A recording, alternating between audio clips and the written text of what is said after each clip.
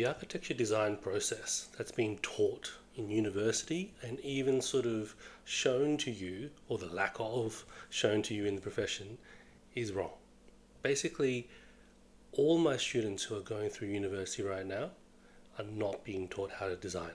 Now, you would think that you went into architecture because of design. I mean, I did the same thing. If there wasn't the design component inside the architectural sort of vocation, the degree, and the profession, I probably wouldn't have enrolled into architecture in the first place. And yet, the design process is taught in such a poor way. And that is why it takes such a long time. It's a wasteful amount of time and a wasteful amount of resources that's being taught. It's not efficient, and it sort of really misses the point of what a design process could be. Now, the profession doesn't get any better.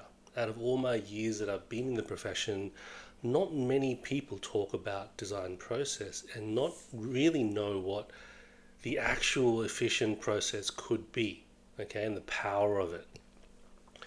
And so that's what we teach at spatial thinking. That's for us, design process in spatial thinking is almost scientific. There is a particular way, almost like an equation, to produce powerful outcomes, and we've almost made it into a formula to guarantee innovative outcomes. Now, what is it that we're really talking about? This lack of sort of teaching how to design. Now, most of my students really aren't being taught how to design, and they've complained about this over and over and over.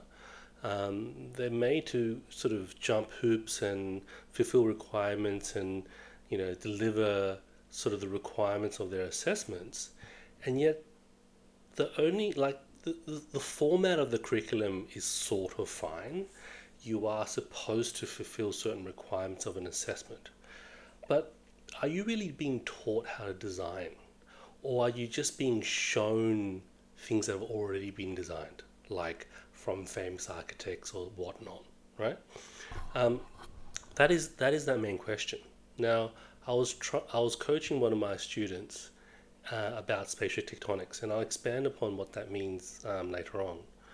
But I was sort of commenting that it's as if you're taught how to sort of design with a certain scale, so you know how big and small things are on a small scale.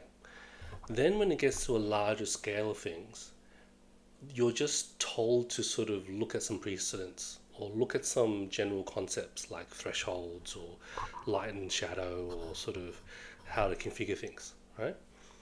Are you taught all the things that go from the small all the way to the big? You know, how the relationship between the human being and the designed objects in terms of it being small to large to medium to to extra large, are you being taught the intimate relationships between those scales?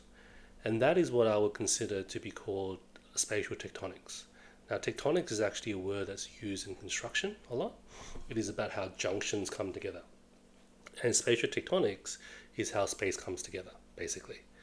Now, I don't know of any student that I've taught across the different universities that's teaching spatial tectonics.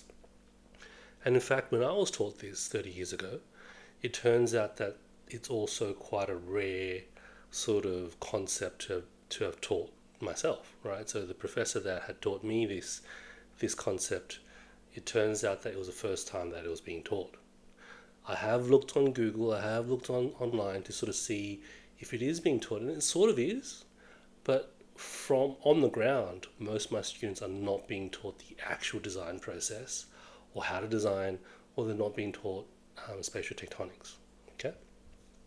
Now, again, regardless of whether or not your university is teaching you, regardless of whether some tutors are teaching you or some tutors aren't, there are some things that I prefer to talk about in terms of the failure of the architectural education and the failure of Architecture Studio to prepare you.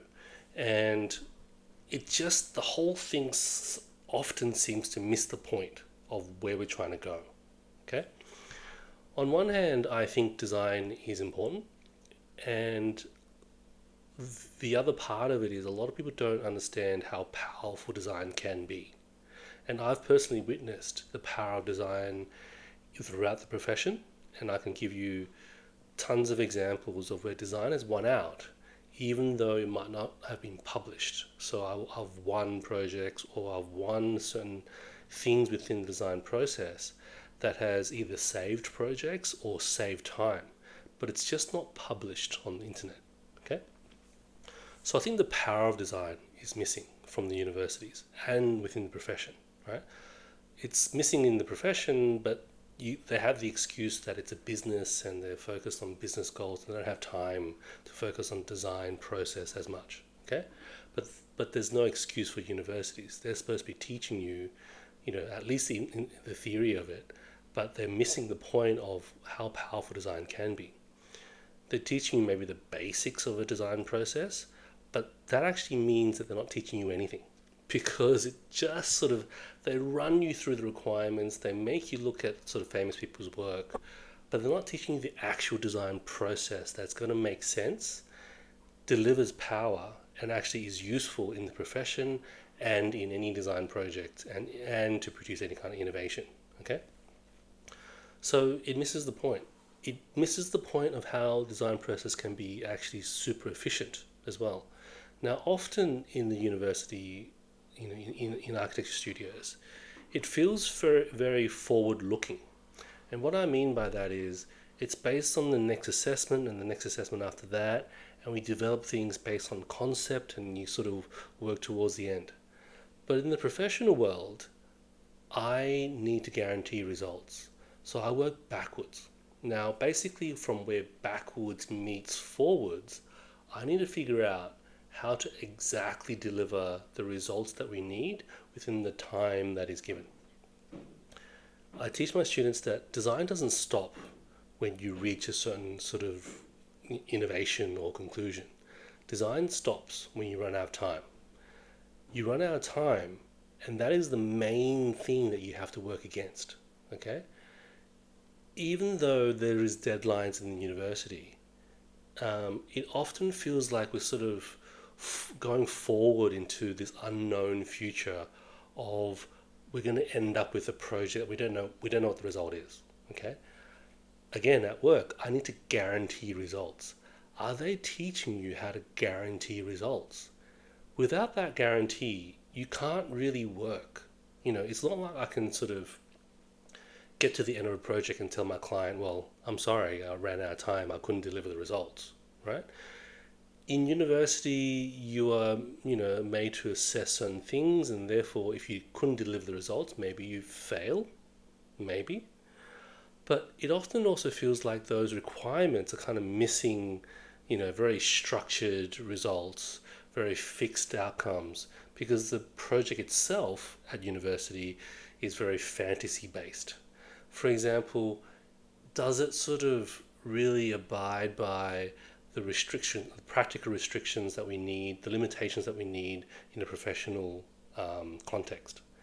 And so it feels very wishy-washy and feels very forward-looking. Now, within the first 3 years of an architectural degree, should we really be sort of waiting for the profession to teach you efficiency? I don't think so. I think it should be taught earlier, And one of the things I tell my students is I actually don't believe in sort of, we'll run you through what you can do now, and maybe later on we'll show you when you're ready. Okay, I actually believe in, let's show you a lot more now, and I don't tell you that you can achieve it now, but at least you know about it. And as you progress throughout your degree, at least you know in general about the goalposts that you need to attain, but you won't achieve it directly now. And I'll know exactly which gear is going to push you forward and which gear is going to hold you back. That exactness is missing in university. It's again missing in the profession, but again, it's a business. So businesses need to sort of survive somehow. But you are paying fees to a university to teach you. And if they can't teach you in an exact kind of way, then I really fear that we are really steering our students in the wrong direction. It's too much time wasting. It isn't delivering and guaranteeing results. And we are already in a state where architecture is in a bit of flux, in a bit of transition, and we're not even sure what the future holds, especially with AI. So this is this conclusion about you know the architectural design process can be such a superpower, and it's a missed opportunity that university is not teaching you, and it's being taught wrongly.